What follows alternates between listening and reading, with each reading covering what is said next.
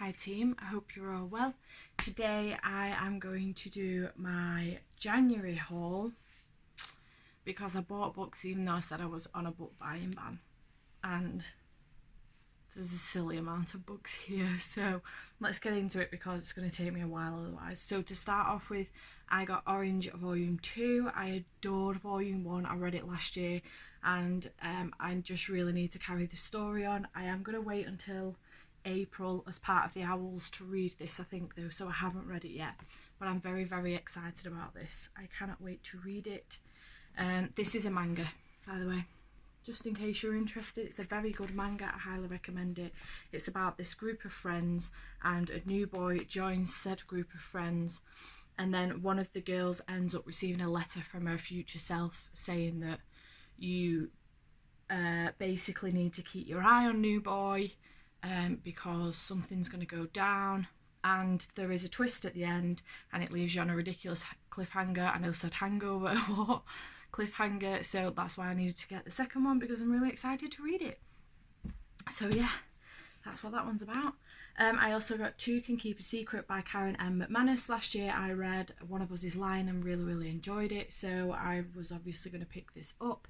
I love the sprayed edges, and yeah, I'm very excited about it. It says 2 dead homecoming queens 5 years later, is the killer back? So I'm looking forward to reading this. Haven't picked it up yet, but it is on my TBR, obviously, because I've picked it up.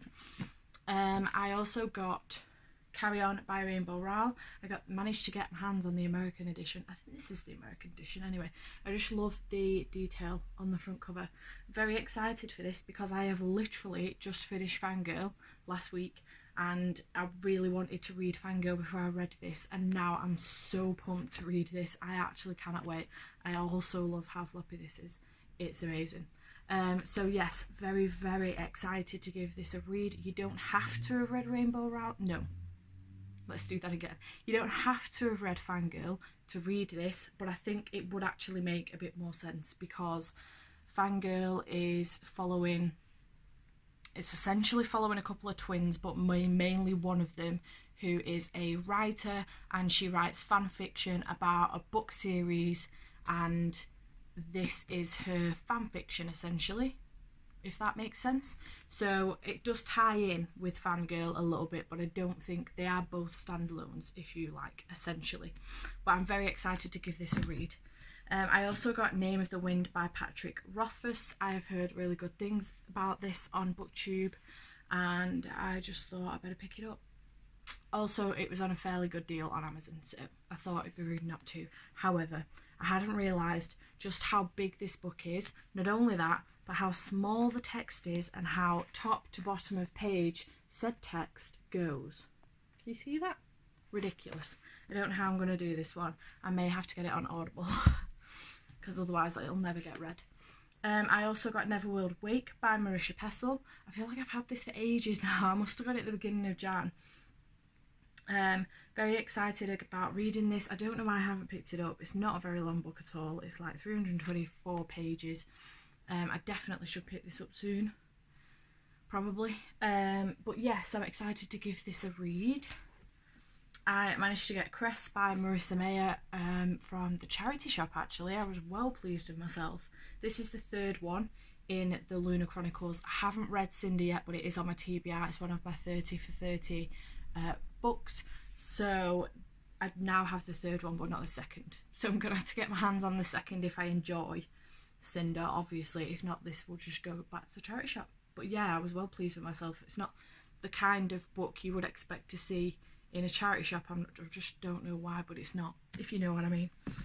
I also got, so I got this box set of the Infernal Devices. I did already have Clockwork Angel. Yeah, did I? I think I did. I can't see it. It's over there with a bunch of books that I need to sell. I already had Clockwork Angel, but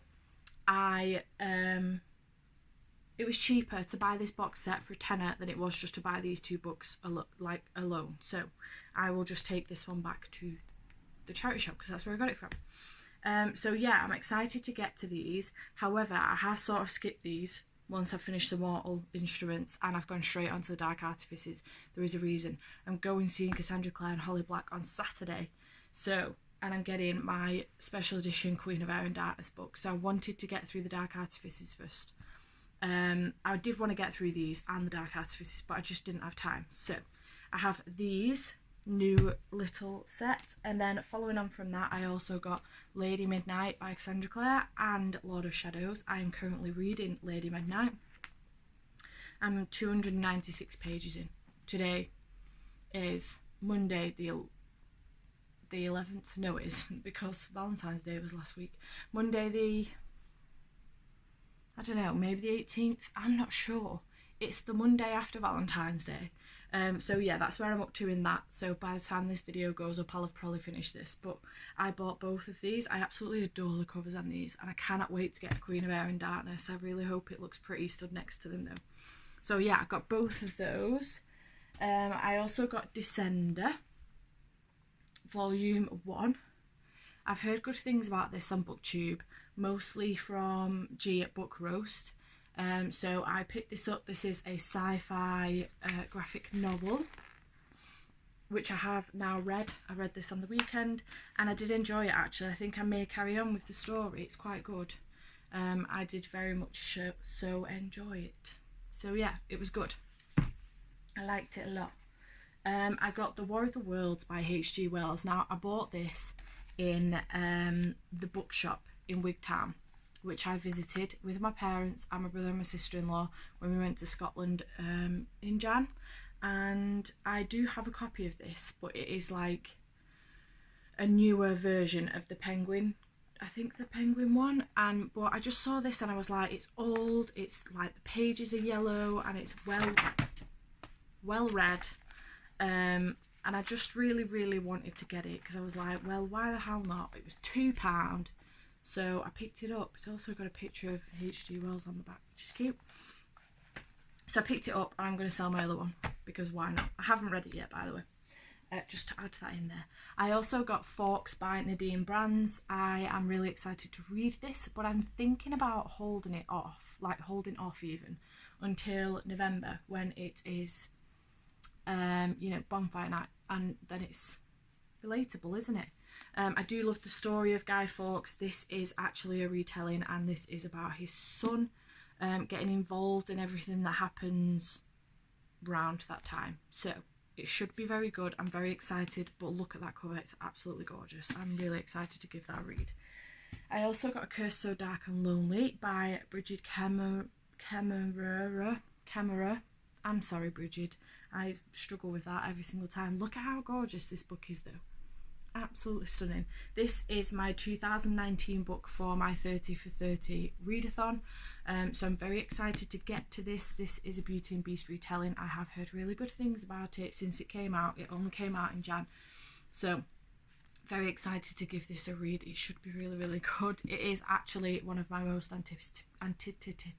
anticipated books of 2019.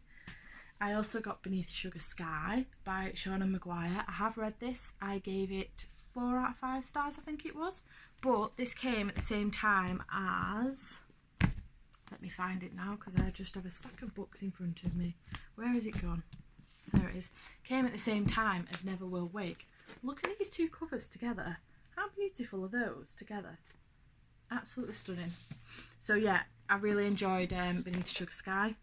I enjoyed the whole series actually because I also read In an Absent Dream in January too. So as soon as I got it, I read it. This is the only one I own though in an actual book because they're not cheap. I also got Vox by Christina Dalcher. I haven't read this yet, but I do fancy reading it soon. This is a dystopian kind of book and I have heard very good things about it. It's not that big either, so I'm not sure why I haven't picked it up yet. May stick this on my like one of my TBRs very soon actually. So yes, I'm excited to give that a read. Also I got Lock and Key Volume 3, Crown of Shadows. This is a graphic novel by Joe Hill and Gabriel Rodriguez. I am really enjoying this story actually. I cannot wait to carry on with it. I think there is like 7 in the series, maybe 6, I'm not sure, but I'm really excited to continue with this story because it's very exciting. I haven't read it yet because these again are not cheap. They're like between 14 and 17 quid each, so for me to buy one every month is a bit too much. I'm just trying to hold off until I have a bit more money, and then I can buy the next one and then read this one. So yes, there is that. Then I got, that's rude, that was a bike. Then I got The Wicked King by Holly Black. I have read this. I read this in January following reading The Cruel Prince. I gave them both 5 out of 5 stars. I enjoyed them very, very much. I really, really liked them. But because this came in hardback and I only had a paperback of The Cruel Prince, I then had to sort of fish around for a hardback copy of The Cruel Prince, which was so difficult. I did not realise that bookshops, Amazon, the like, just sort of discontinue hardbacks of books. Like, this is shocking to me. I didn't know that. So I was having a look on eBay and they were coming up at like 70 quid, and I was like, not a chance. And then I mentioned something on Twitter, and this lovely, lovely woman got in contact with me and said that I could buy her copy of it. So I now have a hardback version of The Cruel Prince too. So both of these look stunning together on my shelves, and I am so happy. Thank you to that lady. She is a legend. So I have read both of these in January. I read them both. I really enjoyed them. I also got, was this a January one? Yes, it was, because I took it to Scotland. I also got this, which is What's Left Unsaid by Deborah Stone. Deborah sent me this herself for a honest review. Why was that a struggle to get to?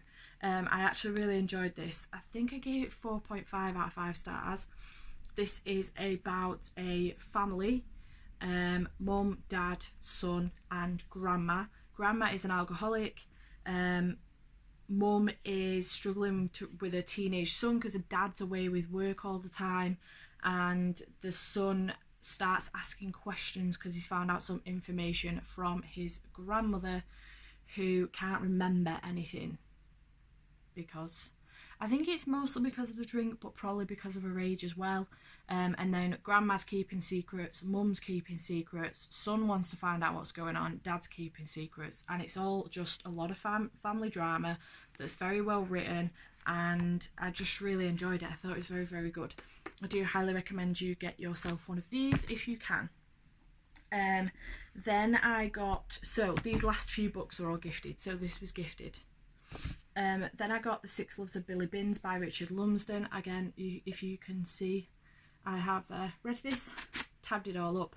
I loved this story. It was adorable. I was crying my eyes out by the end. In fact, I was crying my eyes out the majority of the way through. I got this. This was one of 5 books that I received from at the Headline New Voices event in January. So yes, I got to meet Richard. Richard signed said book. When I found the page, Richard signed said book, and I have since done a review on this, a full review on my blog, so I will leave a link to that down below if you are interested. I really enjoyed this. I gave it 5 out of 5 stars. I adored Billy Binns. Billy is 119 years old or 117, I can't remember, but he's over 100 years old and it's in the teens. And this is the story of his 5 loves. All the way through I was like, but it says 6, but it makes sense at the end. And this is the story of him and his life and his 5 loves, and how one tiny little mistake, well, it wasn't a little mistake at the end, but one tiny mistake, what could be seen as a tiny mistake, can completely change your path in life, massively change it. So this is a very, very beautiful story in which the first 100 pages was written by Richard 25 years ago, and then he picked this back up 4 years ago to continue the story. So I highly recommend you get your books online and you go check this out, because it's very, very good. Also, the Audible version is narrated by Richard himself, and his voice is insane. Like, I could listen to it all day. I have considered using a credit or even just buying it myself so that I can listen to it whenever I want, because his voice is very, very soothing. I could sit and listen to him talk all day. So I highly recommend it. It's very, very good. 5 out of 5 stars. I also got Blood Orange by Harriet Tice. I have read this. I haven't marked it up because I'm going meeting Harriet next week, and I don't need to get this signed because I've already got it signed, but I'm going seeing her next week with Alex Michaelides. See that sign? Alex Michaelides wrote The Silent Patient, which again I highly recommend you go read. 5 out of 5 stars. I have done again a review on Blood Orange. I gave this, did I give it 4 out of 5? 4 out of 5 stars or 5? No, I gave it 5. I was going to give it 4, and then I was like, there is nothing wrong with it, so I'm going to give it 5. This is a, I would say, like a psychological thriller about a woman whom is a lawyer. Is she classified as a lawyer? Can't remember. She's a lawyer, and she's kind of like not with her family enough. She's got a husband, she's got a little girl, and she doesn't spend enough time with her family. She's always at work. She's also having an affair with one of the solicitors that she works with, and lots of things go on in this. The twist I did not see coming at the end. I have seen some people say that they saw it coming. I just don't know how, because I fucking didn't. And it's a very, very shocking, like ridiculously shocking. I spent the most part of this book hating this woman. I was like, what is wrong with this stupid cow? What is up with her? Then I spent the best part of the last, I would say, I don't know, 100, 150 pages thinking, oh my God, this poor woman, how has this been happening to her? So I would highly recommend you read it. Not all is what it seems, and it's very, very good. Again, I will leave the link to my review below if you fancy finding out about that, but I am going to get myself a proper copy, because this is obviously a proof copy. I'm going to get myself a proper copy of this when I go see Harriet next week. But this comes out on the 21st of February, so it hasn't come out yet, not when I've done this video anyway. Then I got The Last Ones Left by Sarah Davies Goff. I'm currently reading this at the moment. I am 70 pages in. This comes out on the 7th of March. This is a dystopian, apocalyptic, zombies type book set in Ireland, and this is about a young girl whom is with her mother's partner, whom is female, and I don't know what's happened to her mum yet. I haven't found out, but they are travelling across Ireland, I assume to get to safety, but I'm not sure. Obviously they are encountering what they call Scrake in this, but they are zombies essentially, and it's the story of that. They've also got a dog called Danger, which I just think's really cute. So it's the story of their journey across Ireland. It's not a very long book at all, but when I went to the event, all of the authors were banging on about this book. They were proper raving about it. So 272 pages so far. I am very much so enjoying it, and I don't want to put it down ever again. So very, very good. I reckon it's going to be a 5 out of 5 stars. Then I got Past Life by Dominic Nolan. This is about a detective called Abigail Boone who wakes up and she has no idea what has happened to her recently, how she's got in a situation where she's lying next to a dead girl, what happened to her. She's been kidnapped. She's no idea. Not a clue. Completely blank. No clue. And it's the story of her trying to find out what's going on. I believe this is very good. Again, a couple of the authors, oh my God, authors were raving about this one as well. Dominic was such a nice guy. I could have sat and spoke with him all day. He was really, really nice. I am very excited to read this. Again, it comes out on the 7th of March, so keep your eyes open. I will probably do a review on that as soon as I've read it. And then finally I got The Girl in the Letter by Emily Guinness. Again, Emily was such a nice woman. She was so lovely to talk to. This is set in a couple of different time zones, I think. So this is set, there's a part of it in the past where a woman is going to have a baby, but she's in, I think she's in like a almost, I don't want to say nunnery, but something similar to that, like a home or something if you like, and the baby ends up getting taken away from her and she's trapped in this place. The baby is taken elsewhere, And then several years later, this I think she's a journalist, comes across a letter in which a young mother is trying, like, basically asking for help. Her daughter's been taken away from her, etc.